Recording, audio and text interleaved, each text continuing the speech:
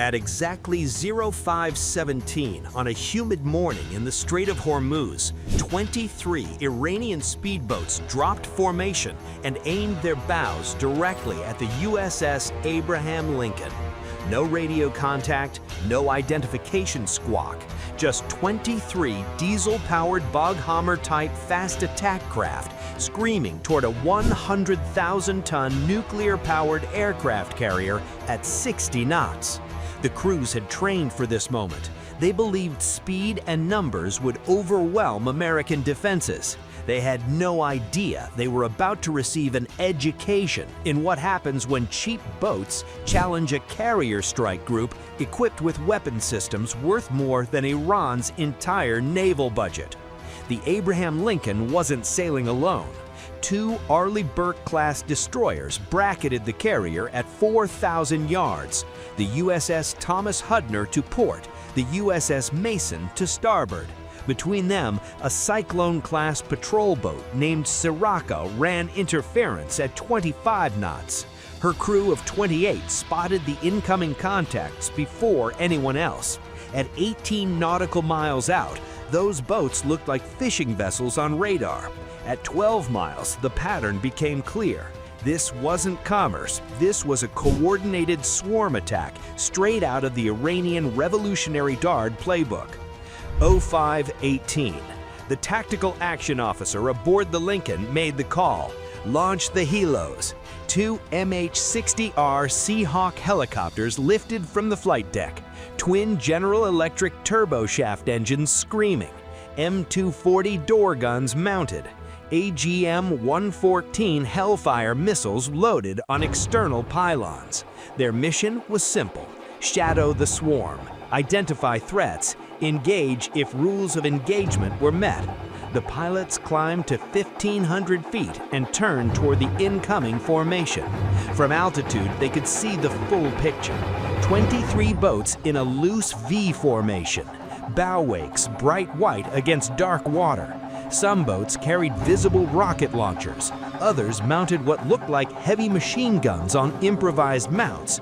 Classic asymmetric warfare. Overwhelmed sophisticated defenses with numbers and aggression. 0519. The Iranian boats split into three groups. 14 boats maintained course toward the carrier. 6 peeled off toward the Mason. 3 accelerated toward the Thomas Hudner. Speed climbed from 60 to 70 knots. The newer boats were faster than intelligence had predicted. Probably Siraj-class variants. Fiberglass hulls, twin diesel engines, capable of hitting 85 knots in calm seas. Each boat cost maybe $400,000. The carrier they were charging at cost $13 billion. The mathematics favored nobody. The Combat Information Center aboard the Lincoln went from routine to focused in seconds.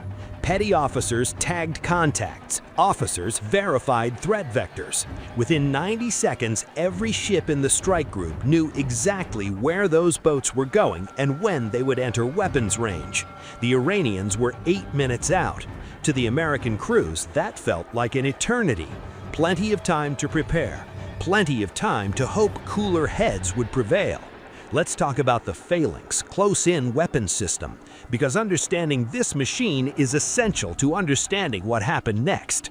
The Phalanx is a 20mm M61 Vulcan Gatling gun mounted on an autonomous turret. 6 rotating barrels, Block 1B configuration, fires at 4,500 rounds per minute.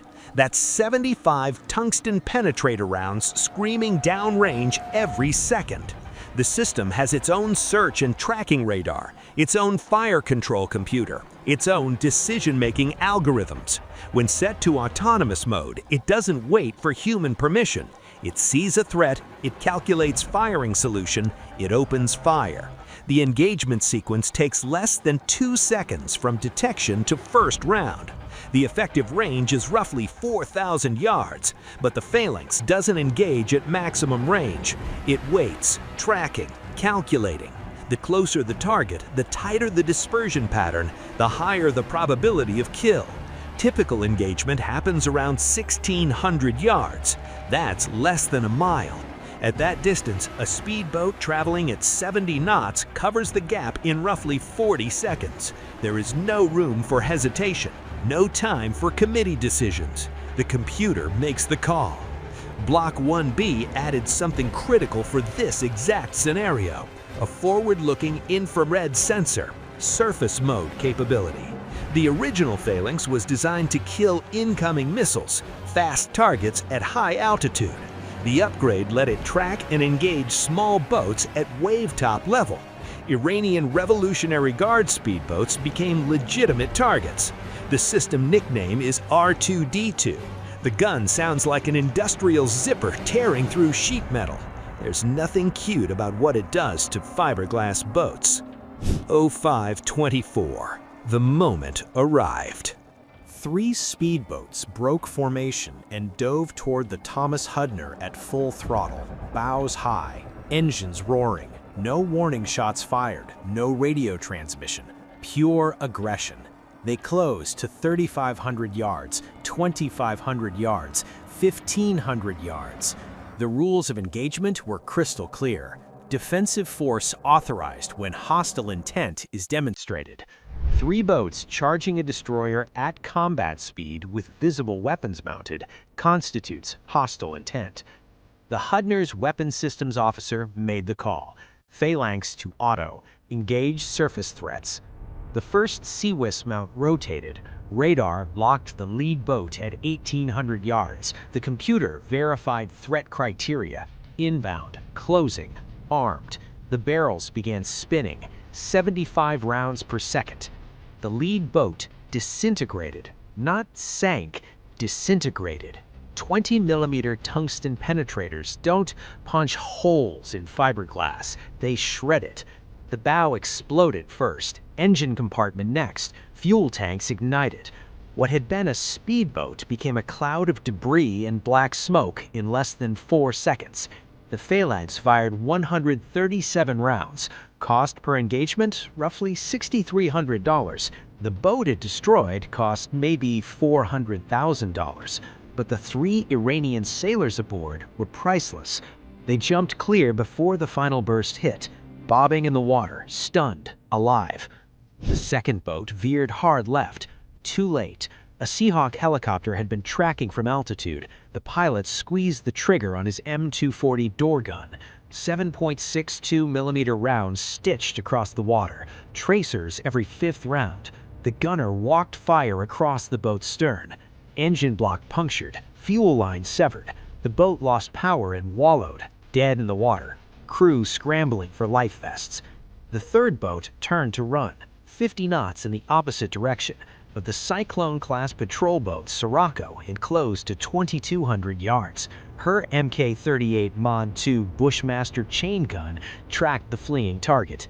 The fire control system locked, the gunner authorized. The M242 Bushmaster began its work. 200 rounds per minute, 25mm high explosive rounds. Every 4th round a tracer. The first burst fell short. Water geysers 50 yards behind the boat. The gunner corrected. Second burst connected. The speedboat's fiberglass hull couldn't stop military-grade ammunition traveling at 900 meters per second. Rounds punched through the transom, through the engine, through the bow. The boat slowed, stopped, began sinking. Crew abandoned ship within seconds. 3 more Iranians in the water. 3 more lessons learned the hard way. 0526. Silence.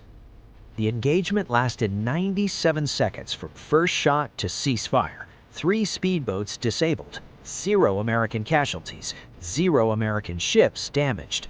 The remaining 20 Iranian boats scattered. Some retreated at maximum speed. Others circled at safe distance, watching, learning, understanding that what looked like an opportunity had been a carefully controlled demonstration of American firepower. The Abraham Lincoln never deviated from course, not a single degree of heading change, not a single knot of speed adjustment. $13 billion of American naval power sailing through the Strait of Hormuz as if 23 foreign speedboats buzzing overhead was barely worth adjusting the coffee rations. But the intelligence haul was staggering. Every radar emission from those boats was captured and cataloged, every engine signature recorded, flight patterns analyzed. The newer Siraj-class variants were faster than predicted.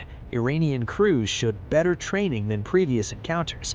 They split formation intelligently. They used terrain masking behind commercial shipping. They demonstrated tactical competence, all of which American analysts cataloged, filed, and incorporated into future planning. Here's how swarm tactics are supposed to work and why they failed spectacularly. The theory is simple. Overwhelm sophisticated defense systems with cheap, fast, disposable assets. A destroyer carries maybe 600 missiles, thousands of rounds of ammunition, but those magazines aren't infinite. Send enough boats and eventually the math favors the swarm. Some boats get through. Some boats reach launch range for anti-ship missiles or torpedoes. Some boats ram the target. It's naval warfare distilled to its crudest mathematics, quantity versus quality. The problem is execution. Swarm tactics work when the defender can't track all threats simultaneously, when sensors get overwhelmed, when human operators freeze under pressure. But modern American naval sensor networks don't get overwhelmed. The SPY-1D radar aboard the Mason tracked all 23 boats continuously. The Phalanx CIWS engaged the closest threats autonomously. The Seahawks provided aerial coverage and precision fire. The Cyclone-class patrol boat intercepted runners. It was layered defense executed perfectly. Every threat vector covered. Every gap filled. Iran has been refining swarm tactics since the tanker war in the 1980s. They've invested in faster boats, better weapons, improved training. But the fundamental problem remains unsolved. Speed and numbers only matter if you can close the distance without getting destroyed. And American defensive systems keep getting better at preventing exactly that. The cost analysis writes itself. Iran deployed 23 boats. Each boat burned roughly 200 gallons of diesel for the 2-hour mission. Fuel cost alone roughly $9,000. Add crew wages, maintenance, and operational overhead. Call it a merry $50,000 for the entire operation. 3 boats destroyed represent maybe $1.2 million in actual hardware losses. Add the intelligence value of exposing tactical doctrine, the propaganda loss of 3 disabled boats, the embarrassment of retreating after engaging. Total Iranian cost approaches $5 million when all factors are included.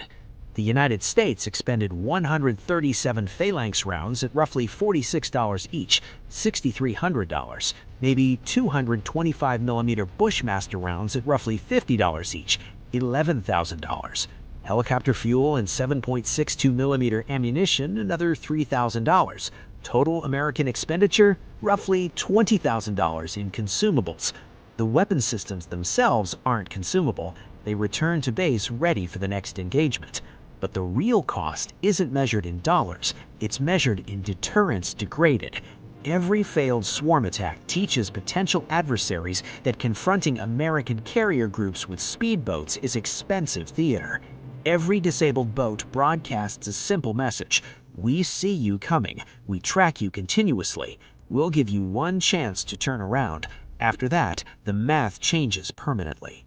The 3 Iranian crews fished from the water were handed over to Iranian Coast Guard vessels within 4 hours. Professional courtesy, international maritime law.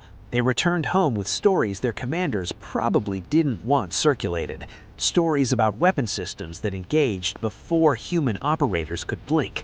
About tungsten rounds that turned boats into confetti. About helicopters that tracked from angles impossible to defend against. Word of mouth spreads faster than propaganda in closed militaries. Those stories matter. 0543. The Abraham Lincoln Strike Group continued south through the Strait of Hormuz. Training exercises resumed that afternoon. Crews served dinner at normal hours. The incident was logged, reported, and analyzed. Business as usual for a carrier group that handles more complexity before breakfast than most navies manage in a month. Within 72 hours, Iranian state media released carefully edited footage showing brave Iranian Revolutionary Guard sailors confronting the American fleet. Propaganda for domestic consumption. The navigation logs told a different story. The carrier had sailed a perfectly straight line throughout the entire encounter, treating 3 aggressive speedboat runs with the same concern most people reserve for aggressive seagulls at a beach picnic. This is modern deterrence in action. Not explosions, not body counts, just a 97-second demonstration that challenging a carrier strike group with aging speedboats is like challenging a grandmaster at chess while announcing your moves 3 turns in advance. The board belongs to whoever controls the information, and the information belonged entirely to America. The Strait of Hormuz remained open that morning. No international crisis ignited, no international incidents requiring explanation. Just 20 speedboats sailing home with empty threats and full debriefs, while the most powerful warship group ever assembled continued south without breaking stride. Some lessons are taught with overwhelming force. This one was taught with overwhelming precision. And for Iran's Revolutionary Guard Command, that quiet efficiency probably stung worse than any missile barrage ever could. They came looking for a confrontation. They got a shooting gallery. If you found this breakdown valuable, subscribe and share. Your support helps bring more untold stories of modern military operations to light.